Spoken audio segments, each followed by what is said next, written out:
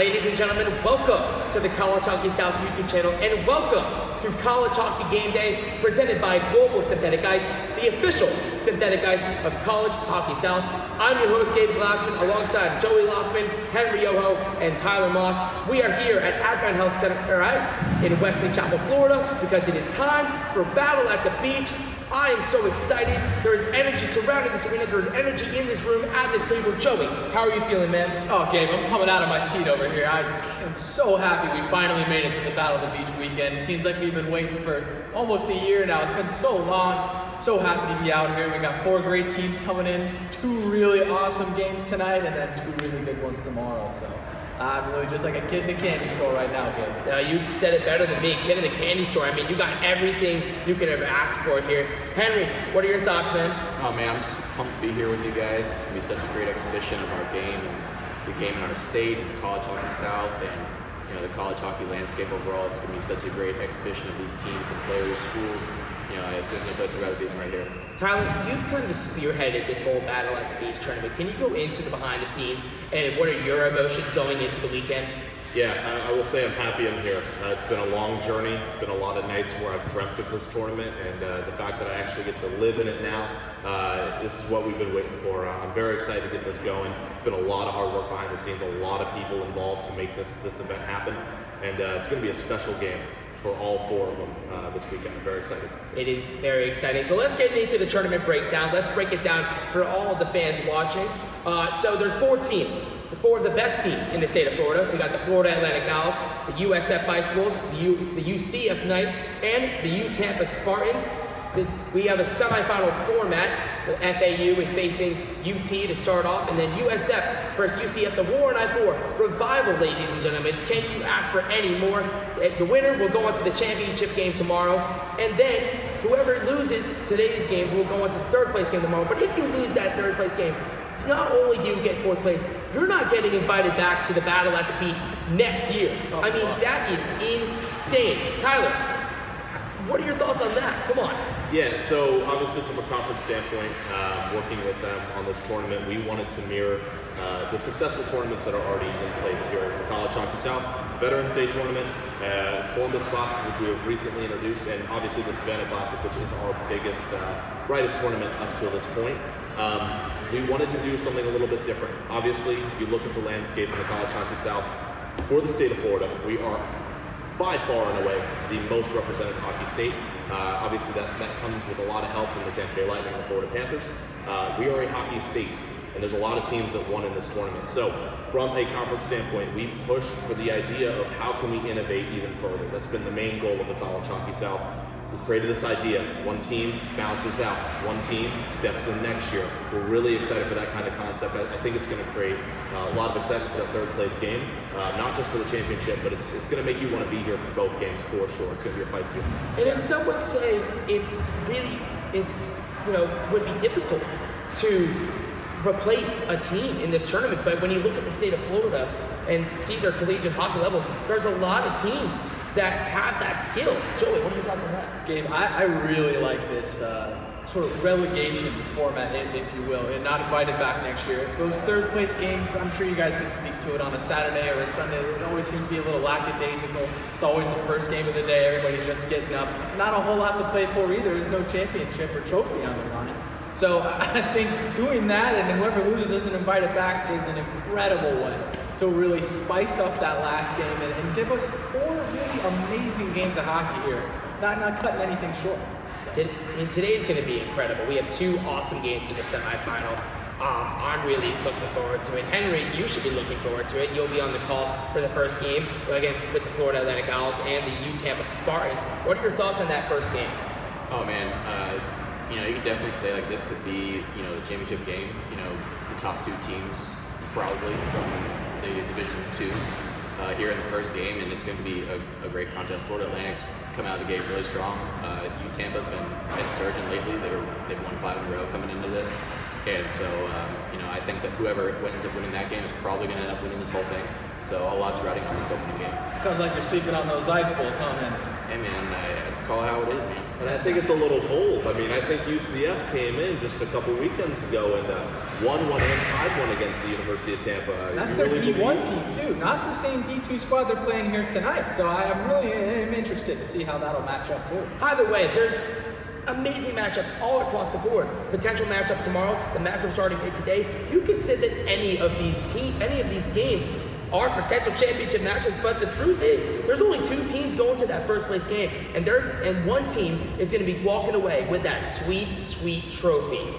Well, let's break it down team by team. All teams have their all-star players, but there is one player who we think on every single team that has stepped up front to this point in the season. Joey, you got FAU. Tell me about who you have spotlighted today. Of course, my player spotlight is Caleb Owens. This guy is 3rd in the CHS in points. He's got 10 goals, 10 assists, 20 points total. Really just from an outsider perspective, somebody who doesn't really watch FAU every week, I've been doing a lot of research and popping up. He really sticks out to me. Up and down every single box score. He's got little goals in there, stuff that happens. Owens really just seems to be able to get into the play. He runs their power play really well. Also works really great in tandem with the guys on the blue line. That puts together a really good show on that power play. And obviously his stats kind of speak for themselves, being 3rd in the conference in points. And then having those 10 goals as well. So Owens is definitely somebody I'm going to watch out for this whole weekend. Really crucial to FAU's success for their offense, and somebody we all got to keep an eye on for sure. And that's something that we're going to be looking at all weekend is FAU's offense. They're first in goals allowed, but also their defense. They're first in goals for, but also first in goals allowed. And it's really awesome to see. Owens, third in points, 10 goals. You got to be kidding me. That's such a difficult statistic to get, especially at this point in the season. Next up, UT. Henry? Yeah, so the player I wanted to look at was Ethan Gilman. He's playing his 2nd year for this Division II team from the University of Tampa. And last year, while playing, at the Division III level with the Tampa team, Ethan ended up putting up 46 points in 25 games. That's a pretty good clip, I'd say. Not a bad total. Yeah, seriously. And then through this year, bumping up to the next level. He's still over a point a game. He's got 11 points in the first 9 games. He's leading Spartans in scoring. And so I think he's going to be the one to watch, number 24 for the Spartans. You're going to be hearing his name a lot whenever Joey and I are doing that game later. And University of Tampa is such an interesting team because their total goals for is only 44, 45.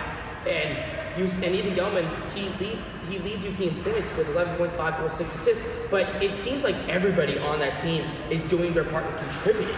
Yeah, for sure. It's a really deep team. It's pretty impressive, the contributions they're getting, because the Division II team for Tampa is made up of a lot of younger underclassmen, a lot of freshmen and sophomores, when they also have a Division I team. And so that's really impressive with the production and the depth of the whole program, that you've got these younger guys coming in and producing it the way that they have been to start the season. All right, thank you, Henry. Next up, USF. Tyler, what do we got, man? Yeah, so I wanted to highlight a player that you wouldn't really necessarily look at when you look at the USF roster. They have 2 returning senior goaltenders in net in between the pipes for USF, and somehow it's been their freshmen that I've been most impressed with so far. It's not easy in any game in this division and in this conference.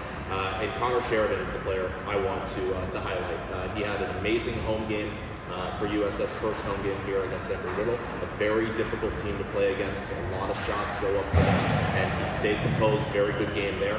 And he's battling in net against what was an amazing Nationals turnout from Sean Janal last year. And then you have Ansel Trepe, who was phenomenal as well, all throughout last year.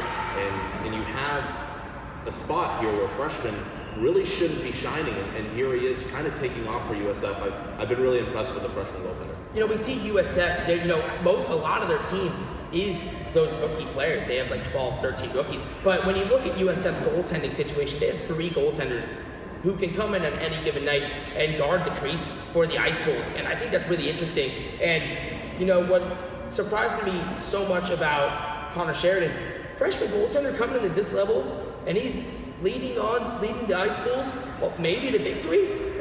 He's been looking pretty good up to this point. And Gabe, I'll tell you, it's the composure, not just stopping pucks and doing what you need to do in the crease. and in net, you have to be able to have that composure. And what Connor's showing from such a young tender, when we see him develop into his sophomore year, develop into his junior year, I mean, if we keep looking down the line for College Hockey South, this is a kid who will end up being the Sean Janal type that USF has had. This could be potentially their best goaltender of all time. And that says a lot, because I think probably the best one of all time is currently on the roster right now with Sean Janal. Yeah, and that's all amazing stuff. But there is one more team that we got to get to. It is UCF. It is the UCF Knights. And I'm sorry, but I picked the big straw. I picked the player of the month, Matthew Scribner. He 6 goals. It's kind of hard not to pick him. It's really hard not to pick him. 6 goals, 5 assists, earning 11 points in 7 games played in the month of October. I mean, the guy from Fort Myers, Florida, has been incredible for the UCF Knights and has been a really major key in their success up to this point this season. And I would say that we would see a lot of his skill being showcased here at Battle at the Beach. Well, let's move on. Guys, there are so many awesome fans in College Hockey South. There are so many fans everywhere in the hockey universe. But this host city fan may be one of the biggest. Check it out.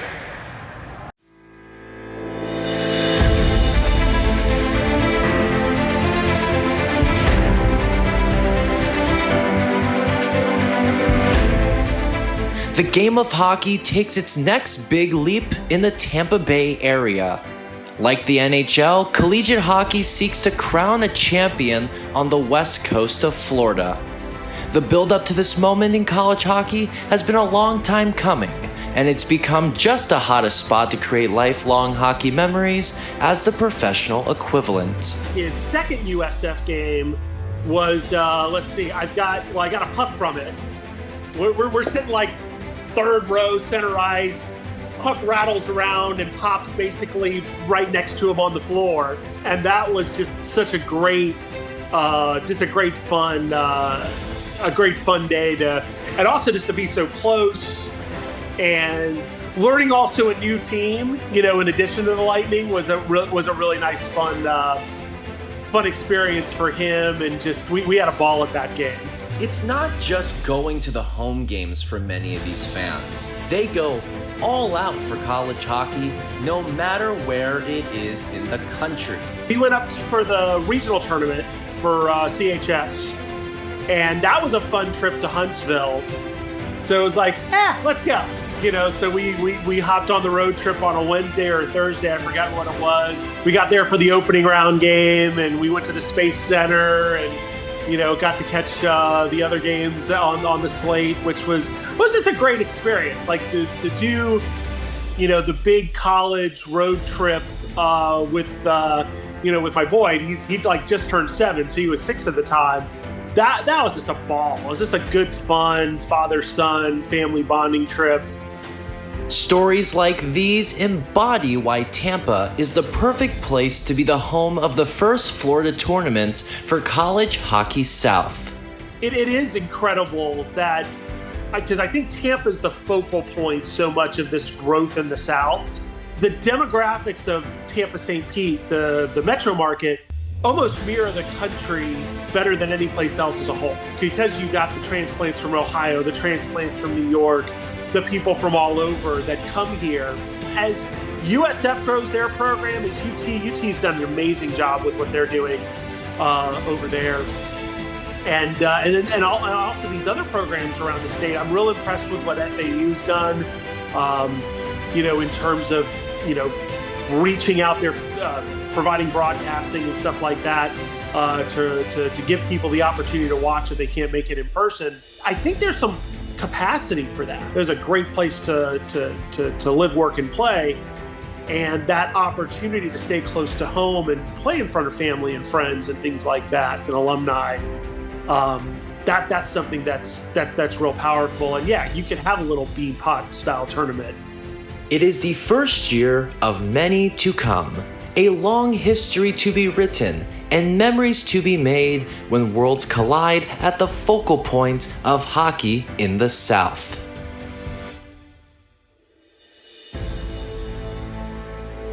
Well, that was just an amazing stories. Thank you so much to Robert Wilson for sharing that with us. Moving on, we want to look at a team that has been incredible and among all of our descriptors to start off their 2023-24 campaign. Joey, I want to know more about the Florida Atlantic Owls and what they're doing. Oh, certainly. Dave, these Owls have had quite the start to the year. They're third in the standings in the CHS, 6-1-1 overall, got 13 points. Like you were saying, they lead the league with their goals scored and also goals allowed. And when you do that kind of thing, you tend to come out on top of most of the games. Really, what stood out to me, as we said earlier, the player we mentioned, Caleb Owens, 10 goals, 10 assists, really looking good. But it's also one of his line mates that sticks out to me, Matthias Weir. Big right winger there. He plays really hard on the end. On the power play, him and Owens really have a really great connection where you can see no matter where they are on the ice, they know where the other one's at, and you can just kind of flick it back for a one-time shot and easy goal. And that's kind of been the summary of FAU's offense lately. Other couple things, they have really great players up and down the lineup. A couple other guys that stick out. You got Jacob Friedman, their captain, playing in the center, anchoring that top line there with Owens and Weir. That's definitely going to be a line to look out for here this whole tournament. And even if I'm the FAU's coach, do you split those three guys up and throw them down across your four lines? Three really talented players that you can do a lot with. That's something they've been doing all year, moving guys around in different positions. Also, when you look at the power play as well, I mean, you have all three of those guys in there. Also, don't forget about, you got a big key defenseman, David Israel. Older guy, upperclassman, really plays hard, plays with a lot of grit, but he's really nice at setting up and anchoring that power play from the point. Does a lot of really good things that in turn help out the rest of their offense as well. Another kid who stands out to me, Leon Biller. This guy is from Sweden, and my goodness, he skates like he's got his pants on fire. Every time I see him, whether I'm rewatching a game or watching it live, just chasing the puck like it owes him money.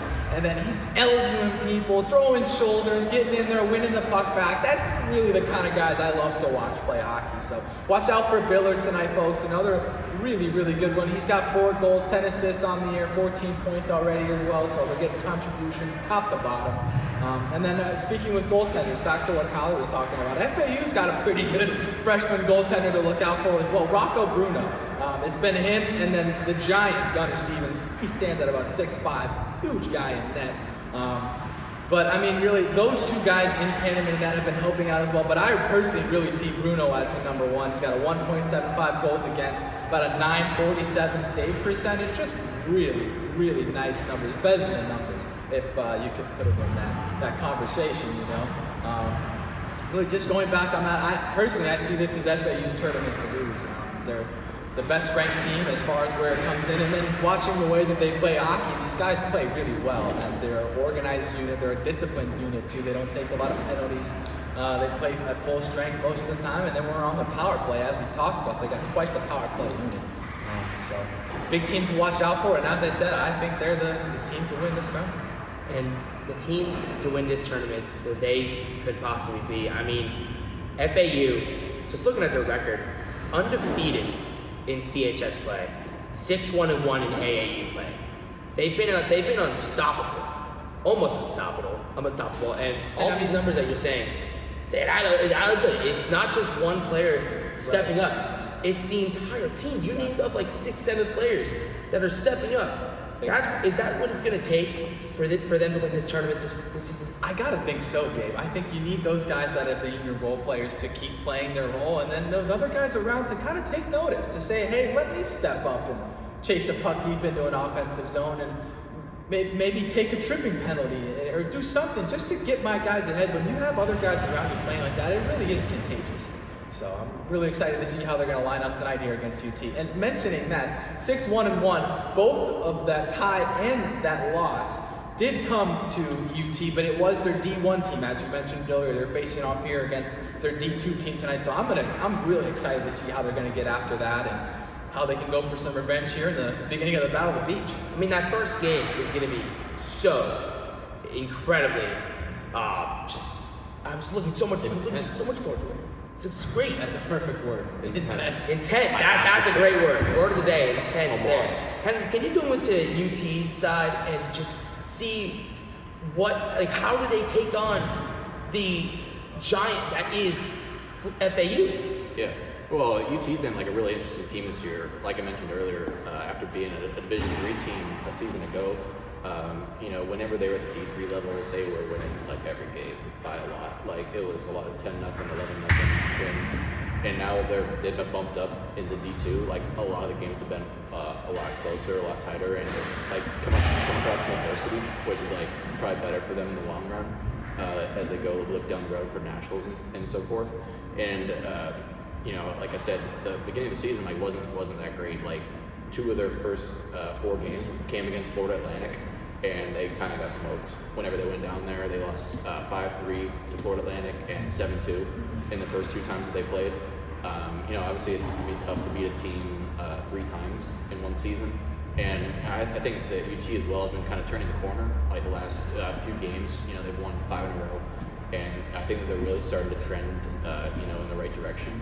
And against Florida Atlantic as the top team, like as you mentioned, like they've got a lot of older veteran players, and like this Tampa team is really made of a bunch of younger guys. So it's like a great matchup of like these younger, hungry kids going up against like the older veterans. Like you really could not have made a better first matchup, and the semifinal matchups that we got are really just the best possible. I mean, that matchup is just incredible, but can we just go talk about the other matchup a little bit? War on I-4, it's so awesome that it's back. We kind of lost it in non-club sports when for the AAC, but it's back here and it's better than ever. Tyler, what can USF do to beat the UCF Knights? Yeah, so UCF has been, while very good at times, I would say wildly inconsistent. They clearly are the wild card of the entire division, and especially the wild card of this tournament. That's not even a bad thing either. That's on the ice play, but also showing in the record a consistency of kind of a little bit wild, a little bit shaky at times. They played a D3 Miami school. We actually lost the opening matchup.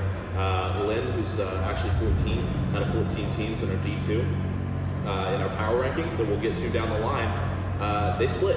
And they split very close. It was a 2-3 loss and a 4-2 win. That's a very, very tight play. But you have schools like Florida where you're able to take them into OT and then win a very big matchup, a 9-4 victory, and you're able to go against Tampa and tie and win a game. I mean, this is a UCF team that has elevated itself this season. It's a clear elevation from last year. Last year was a tough season. And ending it by missing out on the CHS playoffs and losing in this barn 10-0, it's not the same though. It doesn't. It's not the same, and Joey knows it. Joey knows it. Seasons, really. UCF and USF, this is going to be a much better matchup than you saw last year. And I want to highlight USF as well. Again, the inconsistencies.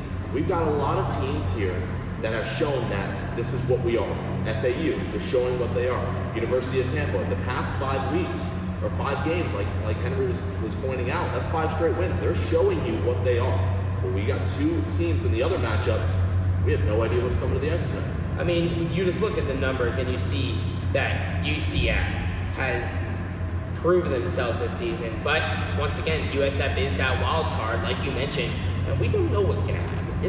We could see some of the best hockey the Ice Bulls have played this season. We could also see some really bad hockey. We could be seeing some sloppy, scrappy gameplay. Flip a coin, my friend. Flip a coin. I know, I gotta flip a coin, but well, you gotta remember, this is a rivalry game. This rivalry is not made up.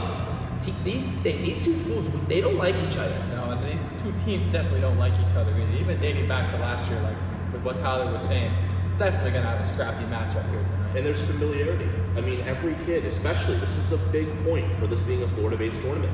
Most of these kids know each other. Yeah. They look across the other side of the benches, and they see familiar faces. They know how they play. They know what their skill is on the ice, and they know how to adjust to Maybe it. there's some old scores to settle too. Of course. It makes watching film and analyzing players really, really easy since they kind of know how each other play. And I was just looking pregame. These guys, like you said it, these guys have played on similar teams. They play on similar teams in the off season. They're teammates. They've been teammates. Some of them for possibly their whole lives. We got kids from Orlando who play at USF. You have kids who are from Tampa who play at UCF now. So those interchangeables, it's something that I'm going to be looking forward to in that game tonight at 8:30. Yeah, no, I was gonna say too about USF. I don't think they've had like a great start to the season, but I feel like a lot of it's been because like their schedule, like they've been all over the place, like traveling and so forth. Like, what if they only had like three home games? Two? It's only been two? Yeah. Okay. Yeah. One got canceled last weekend. Yeah. So 2 home games, and I've honestly felt like before, like this team is usually like pretty tough to beat at home, like over the years, and hosting this tournament, I really think that this is a chance for them to finally find their game. Like, I know may not be like officially the home team, but like this is their barn. Like, I feel like they're always a pretty strong team at home. And we got to talk about that. FAU and UCF, in my personal opinion, coming from the wrong coast, as a Gulf Coast truther, I did want to talk about not just USF, but your Tampa team as well, as schools that are dealing with a lot of home cooking today. They're driving from their house to the game instead of from a hotel or fresh off the bus. There's an advantage to that. Yeah, like you said, like Tampa's used to coming up here. It's part of the regular schedule. Obviously, USF is their home rink. Florida Atlantic, it's a little bit out of the way as well. So like these teams, I think it is kind of a big thing, like coming, into less out of their routine. I feel like that is definitely going to play advantage to the 2 local teams for sure. And we've all been on I-4, right? Let's not say UCF has an advantage at all. I've been on that traffic on a Friday. No way I want to be a part of that. So I gotta say UCF might lose an edge on the I-4 traffic, and our locals know all about that. I mean. That's just the most hilarious point, because I-4 has to be one of the worst roads in Florida. Can we agree on that, please? Brutal. Maybe like there's I-4 and then there's I-95. I'm an I-75 truther. Just want to lay that out right here. I-75. You're just a whole fan. You're just the biggest fan of the Gulf Coast I've ever seen. Of course, I'm a Gulf Coast guy, and it might lead into my picks down the line, but you're gonna have to get to the end of the segments to figure that one out. All right. Stay tuned, baby. Global Synthetic Ice is the longest operating company in the industry with over 25 years of innovation and experience. The company brings the feel of skating on real ice to wherever you can think of. With its sleek and functional design, the synthetic ice is perfect for indoors, outdoors, and anywhere you can fire a slap shot. For decades, the question has always been, how do you get kids to play hockey in a state like Florida? How do you make it affordable for kids to get involved with hockey with the ever-rising costs that traditional facilities charge for ice time? Global Synthetic Ice has the answer. Make the game available for everyone, everywhere. 6-time Stanley Cup champion Mark Messier, Tampa Bay Lightning captain Steven Stamkos, and old Lightning fan favorite Marty St. Louis are all big fans of the product and how it can help bring hockey to kids everywhere. There are glowing endorsements from NHLers and referees, which should show how a product like this can make change. Even legendary referee and analyst Kerry Frazier loves the synthetic stuff. He says, "Oh my gosh, it's just like real ice."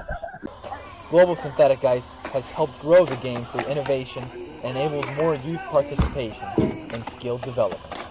Thanks again to Global Synthetic Ice for sponsoring our Battle of the Beach tournament. Here's to a great weekend. I gotta tell you, I'm really pretty nervous. This is the first time that I've stepped on Global Synthetic Ice. I hear that it's the same as real ice, but I feel like Bambi stepping on the legs for the first time. Let's check it out, and I'll get back to you. Whoa! Oh my gosh! It's like real ice! Yeah!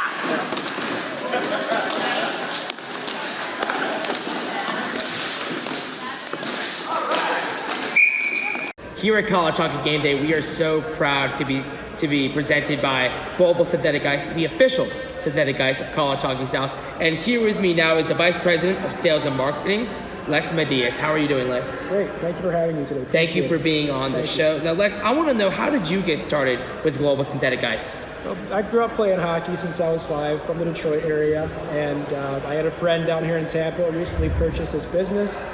We wanted to bring this to people, have them use it in their homes, their basements, so it gives us an alternative for going to the rink, staying at home, and just training at home and building your skills that way. And I just got to say, before we started the show, I was playing around on the synthetic ice, and it is so fun. You got a little booties on, and you just glide around like a ballerina. It was so much fun. How does the product work? What separates ours from the rest of synthetic products is the way it's built with the extruded process. We have a glide solution built into the tiles, which gives it that ice-like feel, and the way ours fits together, it gives it a seamless look. It looks like a sheet of ice, and really performs as much like real ice as you can without being on an ice surface per se. And Lex, where are we seeing global synthetic ice being used most often? People use it on their lanais, for example, in Florida, their basements up north, garages. You can put it outside. It can withstand rain, wind, snow, so outdoor use, indoor use. Anywhere there's space, you can use our product. It's something that I'm gonna want to put in my house. It's just so interesting. Lex, where can we go to find out more information? Go to www.globalsyntheticice.com. Reach out to us today for a quote, and we'd love to be a part of your family and your process. Lex, thank you so much for joining us today. Hey, stick around because we have a demo presented by Global Synthetic Ice. And we have a very special guest. It is former USF player and Tampa Bay Juniors all-time leading scorer, Zach Parker. He's joined with Joey Lockman. Joey, over to you. Hey, I'm Zach Parker, former USF player. Today's with me is Joey Lockman. Good to be out here with Zach, one of my favorite ice bowls. And we're lucky enough to have a clean sheet of global synthetic ice here to show you guys some cool stuff at. Welcome out to our demo. And Zach's got some really cool tricks we're about to show y'all. You want to get started? Yeah, we can. All right, man, let's do it. So first thing, you want to take a look at the goal, some shots on net where you want to be shooting at. Show these kids where your wheelhouse is, if you will. So when you want to shoot the puck, the ideal shot is right here, 12 to 16 inches off the ice, both sides, right above the goalie's pad. Say the goalie's down, like on your knees. Like that? Yeah. So their pads will come out to like right here. So you want to shoot right above the pad, right under the glove and blocker on both sides. Obviously, everyone loves the top shelf goals. If the goalie's cheating and it's there, take it, go ahead. But most of the goals will come right here on the net. So I'll show you guys a couple shots of that. That's pretty neat, man. And I like that you're mentioning that to the kids back home. It's easy to want to go for those top shelf, bar down shots, but really that's where the bread and butter's made. And if you guys are going to make a name for yourself in this game, that's where you're going to have to start putting that puck. So yeah, good stuff there plenty from our of goals right in that area. Exactly. Oh, that one wasn't the best, but right about of the post.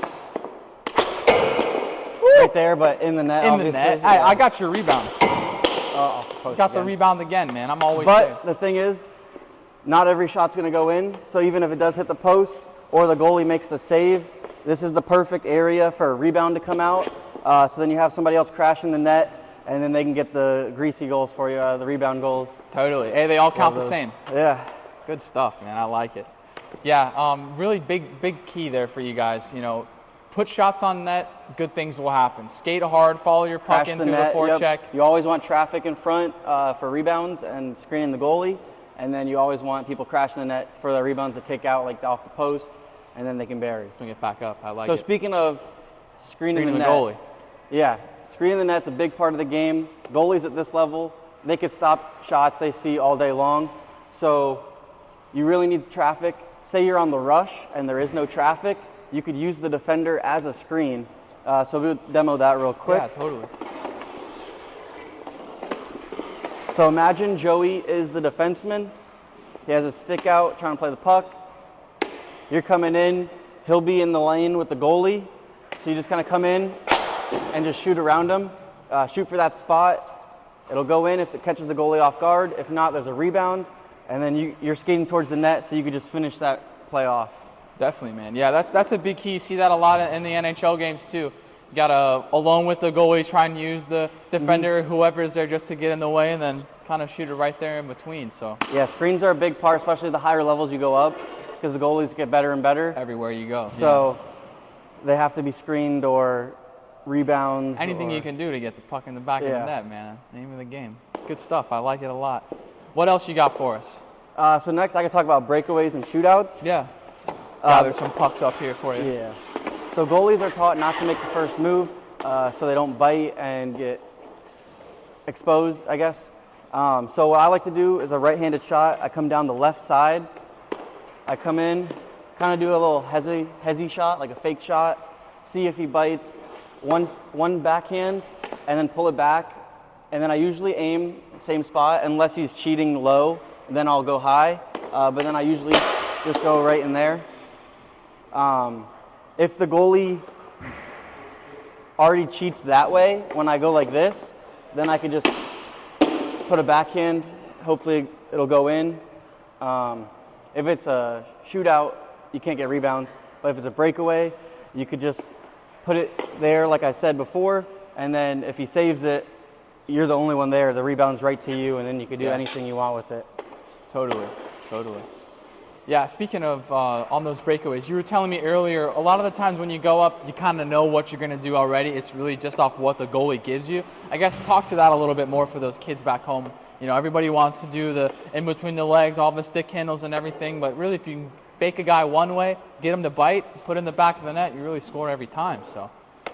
Yeah, so when you're on a breakaway or a shootout, you should already have like a step 1, step 2, step 3. This is what I'm doing if he gives me this look. If he takes that look away, then I'm going to this step 2.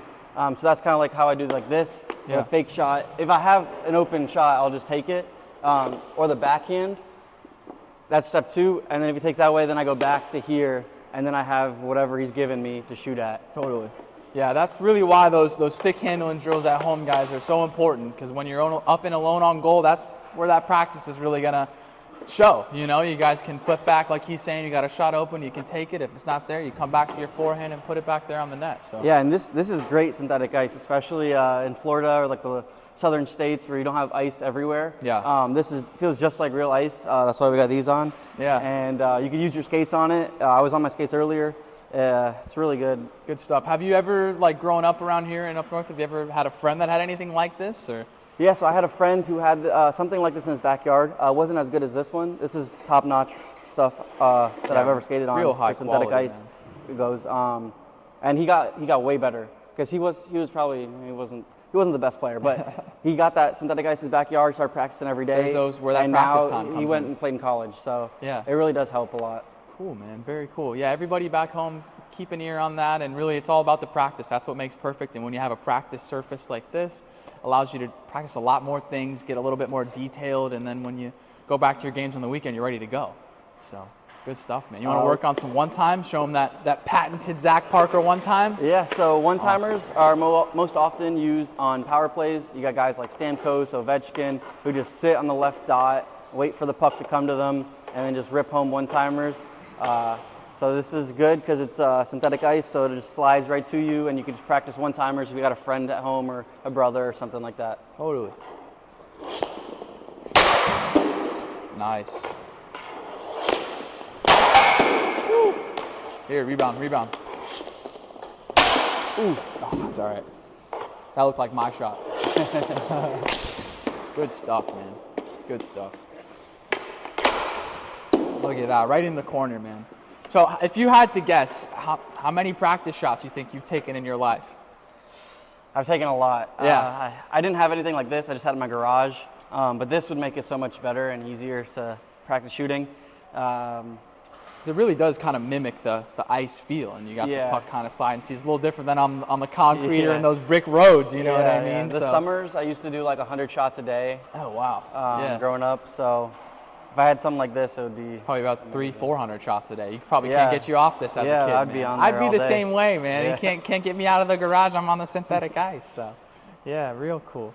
Well, Zach, thanks for coming out and giving us some really awesome tips. Everybody back home, I'm sure they're really loving that. The kids really happy to see our boy Zach Parker out here. And once again, just want to thank Global Synthetic Ice for giving us this great sheet of ice. We can do a little bit of a demo, get out of the suit jackets, and kind of show you guys what we do. So it was a really great time. Thanks for being with me, Zach. And thanks for having me. Thanks again to Global Synthetic Ice for sponsoring our Battle of the Beach tournament. And here's to a good weekend, man. Oh, I'm excited for this tournament, Good stuff, yeah. Well, thank you, Zach Parker, but I'm going to need our analyst back. Joey, playtime's over. Come on, man. I'm sorry, man. I can be out on that synthetic ice. I know you can, but we got a show to do. College Hockey Game Day, man. There we go, baby. Come on, let's go. All right. Well, now that we're back, let's take a look around the conference. Guys, we're kind of at this midway point, a month away from the winter break. I want to know what teams are playoff ready. Let's start off with Tyler. Yeah, so it's hard to argue the Tampa teams, but I'm sure Henry's going to go all in about that. But I gotta say, I love Clemson. I love the FAU squad that we're seeing right now. I love Alabama Huntsville. I love what UCF is putting together in conference. Really, that's in division. Like that's the kind of wins you need. There's a lot of teams that have gotta deserve an eye right now. And all those teams are great. Henry, who do you have? Like a team that I've been really impressed with so far this season is like UCF, honestly. Like, the 4 teams here this weekend, they were the only team that ended up not making it to nationals last year. And I've been pretty impressed with the way that they've been coming out this year.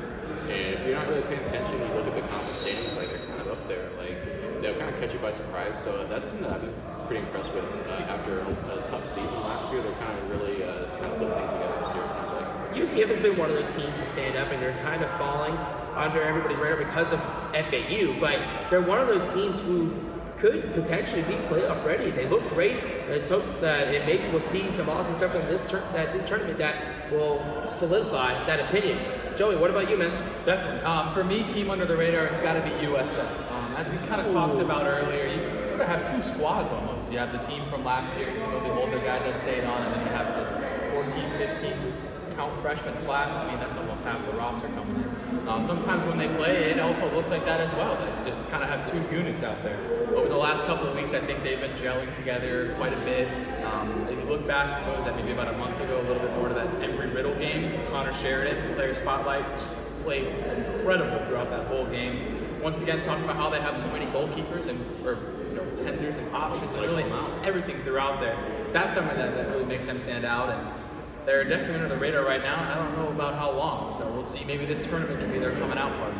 Well, if you want to talk about teams under the radar, I want to talk about Alabama Huntsville. I just mentioned them. This is a team that's 5-3-1. Now, before I go into why I like this team, I want to talk about something that might be a little tricky. This is a little bit of an eye test. You start to look in a little bit deeper. This team has had 7 home games already, only 2 road games. They have probably the toughest back end of the schedule any team in this entire conference is going to have. They have 8 road games still to come, and they're all in division. So they're all in that North Division. That is a concern. But I really like what this team has done. They put up a lot of goals. They let in a bunch. So I love how I'm almost screwing up my own argument here. But I gotta say, University of Alabama Huntsville, with some of the returning NCAA program players from just 4 years ago, this is a team.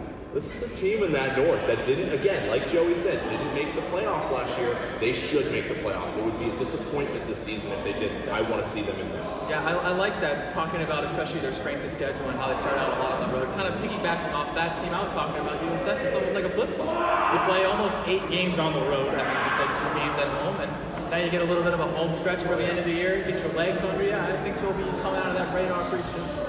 And, I think, Tyler, you're just playing devil's advocate there. The Alabama Huntsville, it's going to get harder for them down the road. They are under the radar right now. They're having they've had a decent start to their season, but are they going to have the energy to pick it up over the radar and really get on everybody's mind? Well, it has to be the wins so far that I want to lean on for them. And those are the drivers of confidence for an entire team, right? So they go at MTSU. There are only 2 road games so far this year that they played, and they blew the doors off the team. They put up 20 goals in 2 games. That's insane. A lot of goals. The MTSU team that's really been progressing recently. They play multiple D1 schools already with Auburn. They had a tie and a loss. We'll let that one slide. But they beat a really good Alabama team. They took them 3 OT games so far in their season, and just go both Alabama games OT.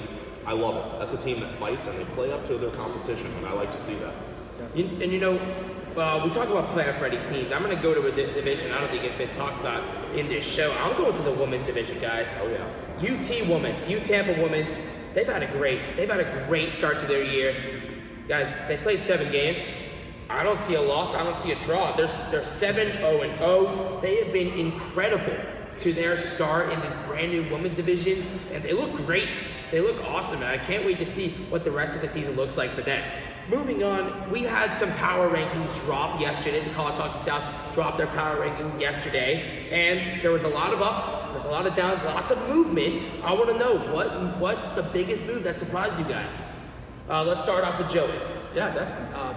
Biggest one that surprised me, UCF rising through those rankings. As we were talking about earlier, they're up to, I want to say, number 3 now, if I'm right. Either way, just... I got them at 5, Joey, but you're right 5, there. either way, just a really meteoric rise almost through the power rankings. As we said, compared to last year, it's almost like a different team that we have. Guys are really starting to gel and play really well together. And like as you guys have mentioned, really all broadcasts, UCF is certainly a team to watch out for. And somebody that I'm really surprised with rising up to those rankings. And we've seen so many risers, but I think one team that took a drop that has been surprising everybody, Every Riddle. I mean, they've had 6 straight losses. In those power rankings, they dropped 8 places. Rough month and a half. Yeah, it was a rough month, but you guys got to realize something. Every Riddle started off their season earlier than any other team. They played the September 8th games against, I believe it was University of Florida. Big tournament there as well. And that big tournament right after. So they've been playing more games than anybody, and it's at that point of the season where I think they're getting some tired legs, and I think they're just trying to get to the winter break just so they can rest up and gear up for the spring before the conference tournament. Henry, what about you? Any power rank surprises there? Well, I think the biggest surprise to me is the team that Tampa was talking about a little bit ago, Alabama Huntsville. I think maybe just because we might be a little biased, like being in Florida, we're not really following the North Division as much. And if you're not really paying attention to Alabama Huntsville, like they've got a very good record and they're rising within the Division 2. And that for me is like a team that I think a lot of people need to take note of. Like I said, we might not be following them as closely just because they're a little bit further out of our normal territory. Right, still giving us a reason to follow them. Yeah. I mean, it's just been like Alabama Huntsville, like I said earlier, they're under the radar, they're moving up in the power rankings, that's good for them, but they gotta keep consistency. It's all about consistency, especially in this last month before the winter break, and then coming back in January and just going right back to it. Tyler, power rankings, what's the biggest surprise for you, man? So I wanted to go with one of each. I wanted to do both a surprise and I wanted to do a core point that we need to talk about as well. Emily Anderson, what she's doing for the USF women's team, it's very impressive. Listen, the UT women's team has gelled together for a while now. This is a team that's been playing games. USF is really just putting together the team just the past few months, and Emily Anderson's been a big shiner. So I wanted to highlight her on our show here today. And then I know you said surprises, Gabe, but I'm a cherry picker, and I absolutely love to do it. Florida Southern needs to be talked about. We haven't talked about them, I don't think, one time on this show, and I know there's those people in Lakeland, they're yelling at their screens. They've been waiting for this segment. I'm going to give it to you, all right? So Florida Southern's been absolutely lovely this year. Their only big loss that I see is their last game where they lost 5-1 against Florida State. Game before, they beat them 7-3. So their one hiccup I don't see as a major issue. They have lost to a D2 team in Lynn University, but outside of that, this team has been running their schedule. Florida Tech, very good team, rising in the power rankings. Florida Southern, no struggle against them. They won both 14-3 and they're close to a 5-4, but that's not helping my argument. I want to focus on the 14-3 game. This team puts up points. It is not the first time they put up double digits against teams. They've actually done it 3 times this year, and they have UNF coming up, who I see them taking care of. That's a new team. USF D3, who's been a little shaky. I see them taking care of that. The big test I see coming up on their schedule, November 11th. It's going to be against Miami. Miami's been a very, very good D3 team after dropping down from D2 last season. Miami, Florida Southern, Florida State. Those are my 3 that I put a lot of weight into, them in Alabama, as the teams that are going to be holding on to the top of the D3 division. I want to see that matchup for sure. It's definitely matchups that we're looking forward to, and these power rankings, they're not really real rankings, but you get to see, the real to me, Gabe. What? The real to you? The real to you? I think you need to look at Google at the real rankings, but power rankings are always fun to watch, and it's very fun. And Florida Southern is one of those teams that has definitely stepped up, and also it could be the replacement team next season. It could very well happen. I don't know, but like we said, Florida is stacked with talent when it comes to collegiate hockey, and Florida Southern has been one of those teams surprising everybody, and now is moving up in those power rankings. So I'm looking forward to see how they finish off their season after the winter break. Moving on, let's look at teams that have kind of slipped under everyone's radar, but they really, really, really need to be talked about. Tyler, a team under the radar. Give me one. Yeah, we talked about Alabama Huntsville as one of my key points. I also want to bring up another D3 team. I think D3 is a very slept-on division, but I want to thank Miami for dropping down to D3 last season because this is where you guys belong. You guys have been playing great hockey over there in the 305. Gabe's very excited about the 305, so he loves it. 305. So I think right here. they're a team that deserves a little bit of credit because it's hard for a program when you have to drop down a division, and they're a team that's done a very good job at recuperating from that, coming together as a team, and putting up some wins. They beat UCF. That's here tonight. They beat UCF. That's a D2 team. That's skilled competition, and this is a team that deserves a little recognition.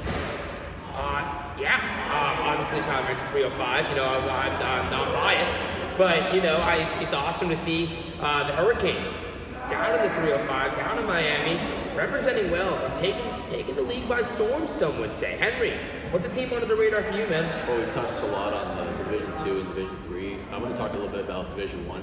I think a team that is kind of, there's only 5 teams in the Division 1 currently, but South Carolina is down at the bottom of the Division 1, but they still have a pretty decent record at 5-3-1. South Carolina has been like one of the top teams nationally. Just 2 years ago, they were an overtime goal away from the national championship game, and I think that they're just always a pretty strong program. And with being only 5 teams in Division 1, they're kind of, like I said, they're at the bottom right now, so you might not be noticing them as much. But I think that they're still a pretty strong program, and I think that as the season goes along, I think that they'll try and build on what they've got going. And there's so many teams in that Division 1 that have shined. That team's definitely surprising, and I'm looking forward to seeing what happens for the rest of the season there. Joey, team under the radar, what do we got? Definitely. I'm going to stick with the D1 theme here Tyler was going with. I'm going to go with University of Auburn. There you go. I've been really impressed with the way they've been playing. Just kind of been watching from afar, but certainly it's the stats that stand out. One of their players was named the 3 Stars of the Month there for the CHS, Callan Dally. 6 goals, 4 assists, in I want to say 5 games. Just a really nice weekend, Gabe. And he kind of capitalizes on all the other good things that Auburn team does, all the way around the ice. All those pucks seem to kind of find their way to in, and he knows how to slam them home. So somebody that I definitely want to be looking out for. I like him stick with that team as well. Joe, I want to ask, Auburn being at the bottom of the power rankings at the current moment, they played very well against the D2 teams. They have somewhat struggled, even though they took a 1-1 series against Georgia, 1-1 against Alabama. But they split with Georgia Tech. They couldn't sweep University of Alabama Huntsville. Are you concerned that maybe they're in a little bit over their heads? I wouldn't be concerned at all. I think that's part of the growing pains you have with this kind of a program. Anytime you make a jump from any division to any other one, it's not going to be easy. You have to rely on your guys to kind of grow and gel together as a team and really get each other through that. And that's the things that are going to happen. Tough splits with teams you should beat. Losing games to teams you should beat, being at the bottom of the power rankings. That's the way it goes your first year, but I really am impressed with the patterns of play and the things that I've been seeing, kind of deeper, things that go a little bit deeper than the box score, if you will, just things that really stick out to me from that University of Auburn. December 1st and 2nd, that's Henry's pick and Joey's pick, South Carolina versus Auburn. And there's one thing that I just want to mention. It's about beating the teams that you're supposed to beat. It's about keeping consistent, and it's about winning games that really should end up being W's on the board for teams. So Auburn, they're under the radar, but they need to start. They need to keep winning games. They need to keep that consistency. They need to keep winning games that they really should win. Well, anyways, it's time for my pick for under the radar, and there's one obvious choice. It's Middle Tennessee State, guys. There's no other option when it comes to teams that are under the radar, and I believe they're not just going to stay under the radar. They're going to go above and be on everybody's mind going into the winter break. They've in the last 6 games, 4 wins, 2 draws. They haven't lost a game since Tyler's favorite, Alabama Huntsville. That game, September 30th, ladies and gentlemen, not even in October. So, and since that game, they've had 31 goals in 6 games. I mean, they're playing great hockey at MTSU. There's no way denying that. No doubt. Anytime you score about 5 goals a game, you deserve to win every single game. And it's coming consistent for them too. They had a great month of October, and I'm looking forward to seeing, they had a rough start to the season, granted, but they picked it up, and they're finding that chemistry and consistency that we always talk about, and now they're barreling towards December, and I hope, for everyone's viewing pleasure, that MTSU keeps rising and gets on everyone's radar because they deserve it. Now, and finally, guys, I just want to talk real quick about two divisions that we haven't really talked on. I'm talking about the women's division and Division I, and there is one university that has done it all in both of those divisions. I'm talking about the University of Tampa. We talked about the women's team being 7-0, D1, they're almost just as unbeatable. 10-2-2 up to this point for that UT D1 team, and they've been great. They've been awesome. Has there for anybody else here, Joey, we'll start with you. Has there been any other surprises, any big teams that deserve mention? Definitely. I really want to piggyback off the University of Tampa women's comment there. These ladies are having an incredible start to the year. 7-0, as you said. Some of the really key players that stand out for me, you got Laura McGregor, Kaylee Cronin as well. Both of those get multiple goals, multiple assists in the last 4 games. Those are also 2 of the 3 stars of the month for College Hockey South.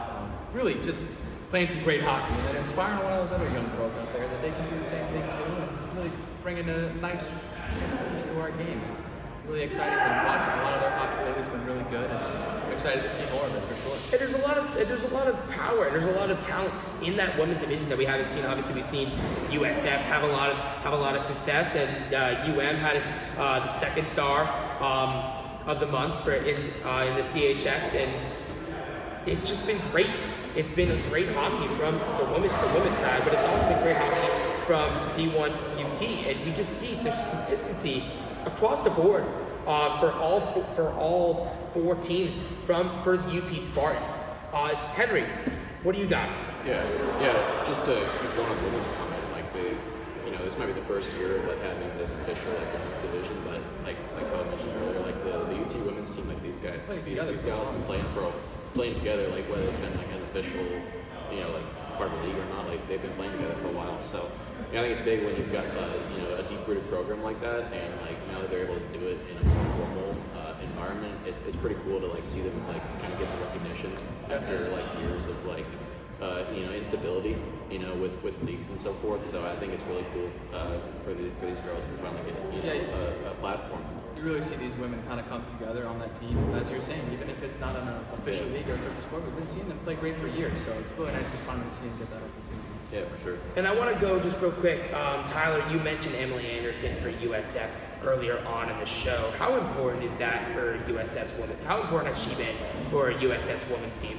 Well, I'd say the College Hockey South has done a good job giving her the recognition she deserves. The Columbus Classic was a very, very big instrumental tournament for this new division welcoming in. I was going to keep it short and simple for you, Gabe. Emily Anderson scores goals. Very simple there. And she puts up points too. So when you can have a player that in a new environment that the women's division is can just take off like that, you need that. It's a pick-me-up for a lot of players in the team, and I just love what she's been doing.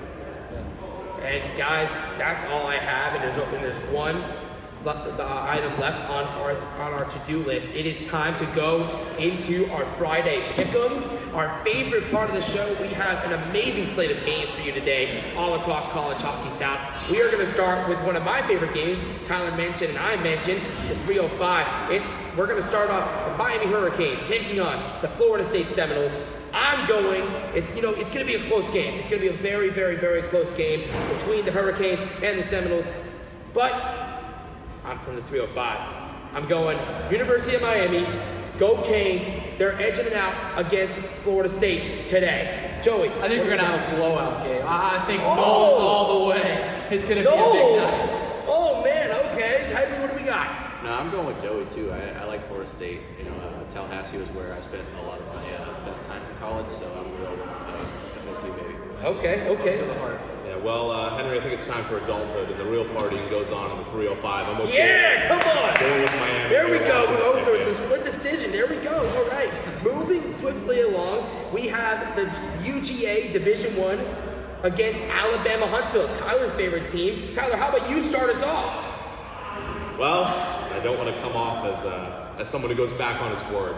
So I'm locking in University of Alabama, Huntsville. I've been to Huntsville. I think everybody could have. I think we all figured that out. It's I'm an not gonna underrated lie. city game. Huntsville, Alabama. Check it out if you haven't. Remember, your D2 playoffs happen in Huntsville, Alabama. I hope to see you guys there. And if I'm right on this pick, then you guys can come in over. I'll give you a nice handshake. University of Alabama. Handshake? Huntsville winning that game. The handshake? Okay, sounds good. Henry, please knock some sense into this, man. Yeah. So Division One, I'm taking UGA. Thank you. Yeah, I mean, this is a pretty impressive team. Their record may not show it, but last year at Nationals, they ended up pulling off the biggest upset and taking down the number one team, St. Bonaventure again. So I think Georgia's just a really deep team. So gotta go with the Dogs. Joey? I like that as well. I'm gonna go with them. No.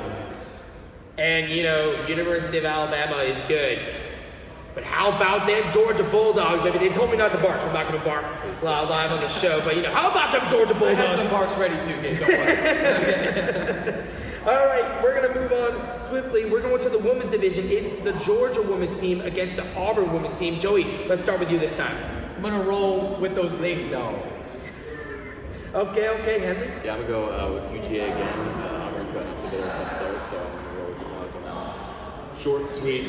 UGA women's game finish the sweep. UGA, sweet baby, that's a clean sweep. You know, the Bulldog, the Lady Bulldogs, you know, they're up there with USF in the women's division, and I think the Georgia women's team is going to beat Auburn in a landslide. I don't think that one's going to be. That one's going to be pretty. It's nothing against the Auburn team. Their coach Jack has been lovely. He's been promoting the team very well. He's been instrumental for the women's division, and I have to say, you got to give that guy credit. The team's been coming off to a little slow start. I'd love to see them get going in a game like this. This is the situation you can get it going. I want to shout you out, Coach Jack. You've been lovely for the conference. Gabe, let me finish. It's not only about the things you do on the ice, it's about What a shout out. Come on. Hey, Shout out to him. I got it in me. Shout out. Let's move on. We have Florida Tech versus Florida Gators. Joey, we'll start with you this time. I'm gonna go with Florida Tech. I haven't really seen a lot from the Gators that's impressed me, so I think I'm gonna have to go the other way. Henry? Yeah, no, I'm gonna take Florida Tech as well. Florida Division III, like I said, it hasn't gone great to start the year, so I'm gonna roll with Florida Tech on that. Tyler? Yeah, I want to emphasize this is not the D2 team. That Florida D2 team they're a feisty one. We didn't get to them on the show, but no, you guys are a feisty team over there over in Jacksonville. I am going to go Florida Tech. I saw them live. They're a good team. Trust me on that one, Gabe. Finish the sweep. Well, everybody wants me to finish the sweep. Florida Tech, one of the best teams in that D3, right? D3? Mm-hmm. Yes, sir. However, UF is here to defend home ice. I'm going Gators in the upset. Let's go. How about them Florida Gators? Shout out to my man, production manager Harris Smajovic. Next up, Auburn versus Vandy, guys. What do we got? I'm gonna go with Auburn, Gabe. I haven't seen a lot from Vanderbilt to impress me this year. Yeah, I'm gonna pick Auburn. Vanderbilt's gotten off to a tough start, but I will say that they have had a really tough schedule. They've scheduled a lot of Division I teams, but still, I'm gonna take Auburn in this one. Tyler? And he plays up to competition. And yes, they tripped up against Tampa twice. And yes, they've struggled against all the other D1 teams they played. But somehow I can't stop drinking the Kool-Aid. I'm going Vanderbilt in an upset. Oh! Let it happen. Let it happen, everyone. And since he already ruined the sweep, but I was gonna go Auburn anyways. But Sorry, you know, yeah. let's go Auburn. War Eagle. Next we have one of the best games of the weekend. I'm talking about the Tampa Spartans against the Alabama Crimson Tide. But before we get into predictions, it's Alabama's ACHA Division I team. Correct. So high stakes are on the line. Joey, we'll start with you. I gotta go with the cream of the crop here. Alabama's ACHA squad is really the best and is what all these teams look to be in the league, and I don't see them losing a game. Tyler? Come on. Who do I work for? The College Hockey South. I represent my teams. Tampa D1. Let's go. It's going to be a 1,000,000 game. Look at me, Crimson Tide. 1,000,000. Lock it in. No, you said it. I think this is probably the best game of the weekend that's not here. So I got to represent College Hockey South and AAU College Hockey, so we got to roll with Tampa. And I'm rolling with Tampa. I'm rolling with the UT Spartans. You know, it's going to be an amazing game either way. But I just think the Spartans pull out the upset. Everyone's taking Alabama in this game. Clearly not this desk. I think we're all I think we're all rooting for the Spartans in this one. Besides you, Joey, best of luck to your Crimson Tide. I don't know what affiliation you have with them, but best of luck. All right, guys, it is time for our game of the week outside of this tournament. I'm talking about the Clemson Tigers against the South Carolina Gamecocks. Let's break it down for you real quick. Clemson, up to this point, they're 9-2-0 in AAU play. They had 49 goals. South Carolina Gamecocks are 5-3-1 in AAU play. They have 45 goals. So one team is a little bit better than the other, but all stakes are at play. We'll start off with Joey. Joey, who's your pick? I'm going South Carolina here, Gabe. I've seen a lot from that program that I like, and I like them in this game as well. All right, Henry? Yeah, this is a great rivalry. So, we got Clemson from Division II, we got South Carolina from Division I. I'm rolling with South Carolina. They've got the best jerseys in college hockey South. So I got to go with Cock Hockey on that one. Well, it's a battle of the palm trees. I like to think it's the second best palm tree state in the union here. I mean, well, maybe even third. I got to throw a shout out to Hawaii, but Florida's the true palm tree state, guys. What are we battling for? I'll tell you what we're battling for. It's D2 versus D1. This is a hype game. This is a trap game for South Carolina. Listen, they are playing on the road. This is not easy. It's not easy barn to go into. Clemson is a very good team. Again, another one of those teams that missed the playoffs last year. Watch them find a way to sneak in. We're going to see a complete redo of the D2 playoff this year. I'm counting on it. I'm into the fun, guys. What would be this if we weren't calling upsets? Clemson's taking the win. Come on. And I'm with Tyler. You're darn I'm right going you are. upset. Come on. Clemson takes down South Carolina. Like I said, an upset. Clemson's just been so dominant in their division, and I think they're going to edge it out. I think they're going to get it. I think I'm hoping for that. That's going to be a great game. Anyways, guys, there's 2 more games left. We all know what 2 games. Let's start it off. We have the first game of the Battle at the Beach tournament. I'm talking about the Florida Atlantic Owls versus the UT Spartans kicking off. Let's start off with Joey. Joey, break it down, man. We've been talking about them all broadcast. I really like those FAU Owls, and I think they're going to have a great showing here tonight. 3-2 final score. 3-2 final score for FAU. Henry? Yeah, so I think we're all in consensus that FAU is the best, deepest team here.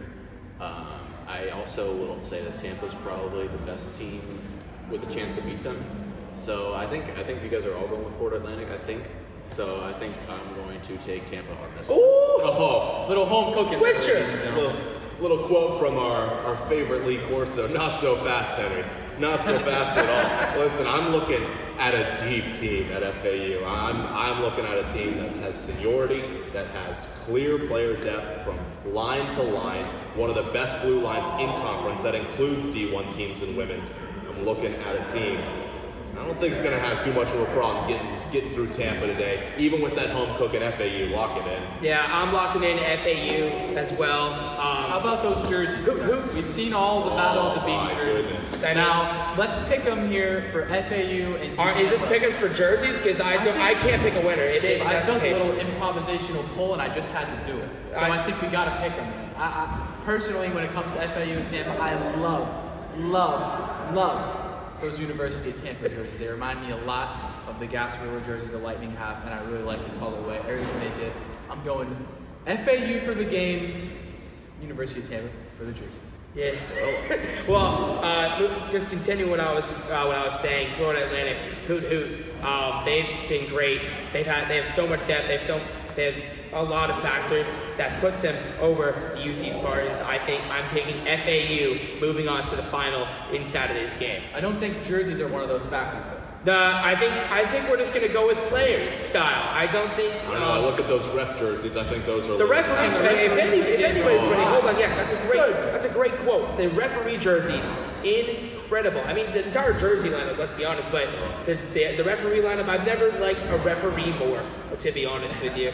That's an opinion. And finally, we have CHS's game of the week. I'm talking about the revival of Roar and I-4. It's the USF Ice Bulls against the UCF Knights. Joey, what's your pick? Well, Gabe, it's been hard. I think all broadcasters have been talking about how impressive UCF has been, how it's been a turnaround from last year. but I think we're gonna have to go back to last year a little bit. I'm going with those USF Ice Bowls. Big win tonight.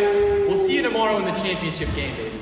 Well, that is an upset and a half coming from Joey Locke. You heard it here first. Henry, let's see what you got, man. What you got? Yeah, well, I mean, for the inaugural version of this tournament, I don't think we could have asked for two better matchups. And 100%. Yeah, and the first one's gonna be awesome. The second one is gonna be awesome just because of how deep-rooted of a rivalry it is. Mm-hmm. And I'm gonna pick USF because I think they play really well at home. They haven't played at home much this season, so I think with a rival coming in here, I think that they're gonna definitely have their best in this one. Tyler? Gabe, I hate to do it. I don't know though. He's been, just Long before you and pick, hard, he's been folks. 50-50 on this all day. Folks, You could say all week. at home, I want to let you know it's some inside information. I've got a full sheet here in front of me of all the matchups. The only one that's circled twice is this game. I like to see maybe the refs win, perhaps. I gotta say, these are two of the closest teams I've ever seen in a matchup. And again, it comes down to the consistency of each team. What USF team are we getting today? What UCF team are we getting today? Listen, USF's playing at home. I think Joey convinced me. Just here on the show, I'm locking in. No USF. way! Let's go. No way! Harrison's gonna have to change the graphic. Whatever, USF wins. Oh my gosh. That comes to you for the clean sweep. Well, for the clean sweep, again, it comes Put in to the me. dagger game. Well, guess what, guys? Let's bring out those brooms. I'm going USF in an upset, beating UCF to advance to the final tomorrow. Guys, that is it for our show. Thank you so much for joining us here on the College Hockey South YouTube channel. College Hockey Game Day is presented by Global Synthetic Ice, the official synthetic ice of College Hockey South. For our production manager, Harrison Smashvik, Zach Parker, Tyler Moss, Henry Oho, Joey Lockman, I'm Gabe Glassman, and guys, it's time for Game Day.